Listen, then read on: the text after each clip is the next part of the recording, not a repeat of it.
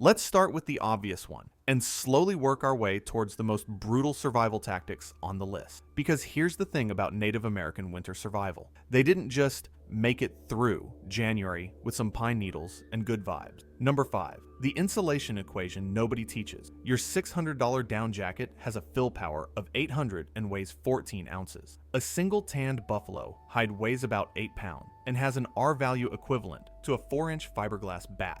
That's the difference between this is pretty warm and I can sleep outside in a blizzard and wake up sweating. But here's the thing, a raw buffalo hide is stiff, heavy, and if it gets wet, it stays wet, and then it rots. The transformation process is what mattered. The Blackfoot brain tanning method. You take a fresh hide, scrape off every bit of fat and tissue with a sharpened leg bone, then work a paste made from the animal's own brain into the leather for 2 days straight. Brains contain lecithin and fat in the exact ratio that breaks down the collagen structure and makes the hide soft. One brain tans one hide every single time, nature's recipe. Then you smoke it over a slow fire of rotting cottonwood to lock in the oils and make it waterproof. The whole process takes a week. The result is a hide that stays soft when wet, breathes so you don't get sweat buildup, and weighs half what the raw version did.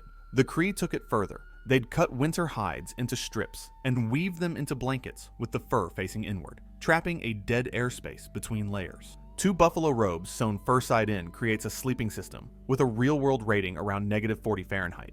Add a liner made from rabbits, 4 or 5 dozen of them cut into strips and twisted into a continuous rope, then woven into a blanket, and you're looking at something that weighs 6 pounds and feels like sleeping inside a warm cloud.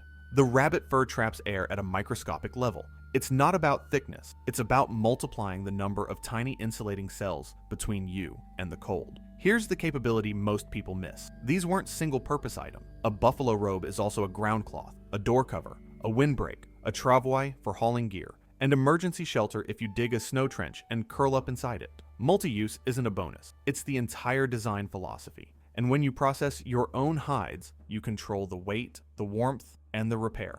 Your jacket rips, you're buying a new one. Their robe rips, they sew it with sinew thread and keep moving. Number 4, shelter design that actually understands physics. A teepee looks like a simple cone. It is not a simple cone. It's a carefully engineered structure that manages convection, radiant heat, and smoke evacuation in a way that modern tents don't even attempt. The Cheyenne winter teepee used 15 to 20 buffalo hides, set on poles angled at 68 degrees, with a liner hung inside that created a thermal envelope. Cold air sinks, so it flows down the outer wall, underneath the liner, and gets pulled up through the center fire by the draft created by the smoke flaps. The result is a convection current that moves cold air out and holds warm air in a pocket right where you're sitting. Meanwhile, the fire radiates heat against the liner, which reflects it back into the living space. You're getting hit with heat from 3 sides, but Tipis were summer and plains-specific. In the northern forests, the Ojibwe built winter wigwams, a dome frame of bent saplings covered with overlapping mats made from cattail leaves or birch bark, then packed with a foot of insulating snow. Snow is 90% trapped air. It has an R value of about 1 per inch. A foot of snow around your shelter is R12, which is better than most modern walls. Inside, they dig the floor down 18 inches, so your head level is below ground level. Cold air pools in the depression. You sit on a raised platform, and your body heat warms the upper space, while the cold air stays trapped below you. Add a small fire in a central pit with a smoke hole directly above it, and you can keep the interior at 50 degrees when it's -20 outside. The fuel cost is maybe 6 small logs per night. The Inuit went even harder. A proper winter kagik, a semi-underground sod house, used whale ribs or driftwood for framing, covered with layered sod and earth 3 feet thick. You entered through a tunnel that sloped down and then up, creating a cold trap that kept the wind out and the heat in. Inside, a soapstone lamp burning seal oil provided light and heat. Soapstone has a heat capacity 4 times higher than steel. It absorbs heat slowly and radiates it for hours. One lamp could keep a kagik at 60 degrees in an Arctic winter. The walls never freeze because the earth insulates them. It's not a tent. It's a thermal battery buried in the ground. And here's the capability nobody talks about. These structures could be built in hours with materials you find on site. A teepee goes up in 30 minutes if you know what you're doing. A wigwam takes 2 people half a day. A kagik is a weekend project. Your modern cabin requires tools, hardware, dimensional lumber, insulation, and about 6 months if you're fast. Theirs required knowledge and effort, but the materials were free, and the design was field-proven over 1,000 winters, hands down. Number 3. Food that doesn't rot, freeze, or run out. Pemmican. You've heard of it. You don't understand it. It's not just dried meat and fat mixed together. It's a carefully engineered, nutrient-dense survival ration with a shelf life measured in decades. The Cree process: take lean meat, usually buffalo or venison, slice it thin, dry it over low smoke for 3 days until it's brittle, then pound it into a powder using rocks. The powder has almost zero moisture, which means no bacterial growth. Then, you render fat, the hard back fat that's pure tallow. Heat it until it's liquid, and mix it with the meat powder at a 1-to-1 ratio by weight. Add dried berries for vitamin C if you have them. Pack it into rawhide bags, seal it with more tallow, and bury it in a cache. What you end up with is a food that contains about 4,000 calories per pound, doesn't freeze solid even at 40 below, won't spoil unless it gets wet, and can be eaten raw or boiled into a stew. Modern militaries still use pemmican-style rations because nothing else has the same calorie density, combined with stability.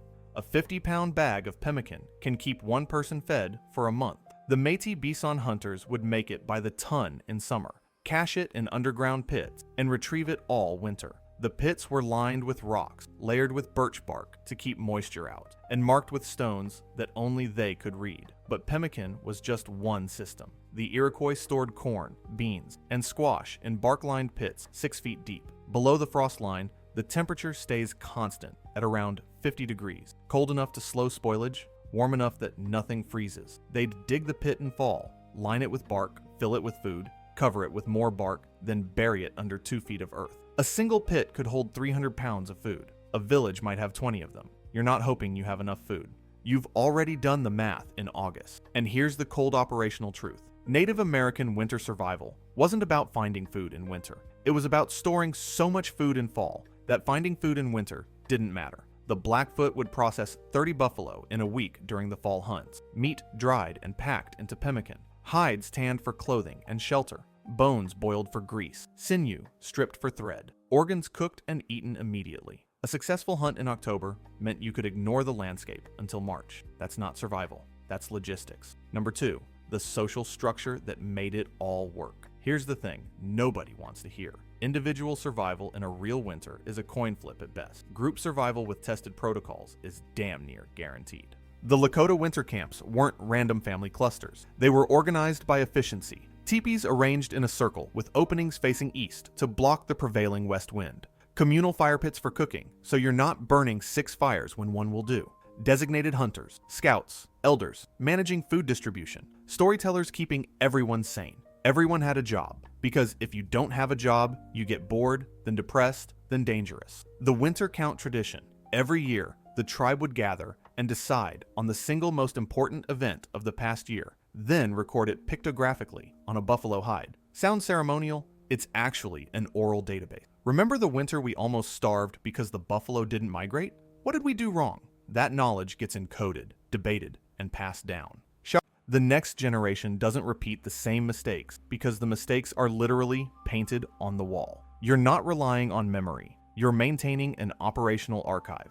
And the psychological piece. The Inuit had a specific cultural practice where during the darkest part of winter, when there's only 3 hours of twilight per day, they'd hold community gatherings with storytelling, games, and food sharing. Not because it's fun, because isolation and darkness trigger seasonal depression, and seasonal depression in a survival situation kills you. You stop maintaining your gear, stop checking your food stores, stop caring. The gatherings were a mandatory psychological reset. You show up, you participate, you remember that you're part of something that works. The capability here is this. They engineered social systems that kept people functional under conditions that break modern individuals in weeks. The Donner Party had 87 people and dissolved into cannibalism in 4 months. The Paiute living in the same mountains at the same time had 0 casualties and enough food left over to trade. The difference wasn't gear, it was structure.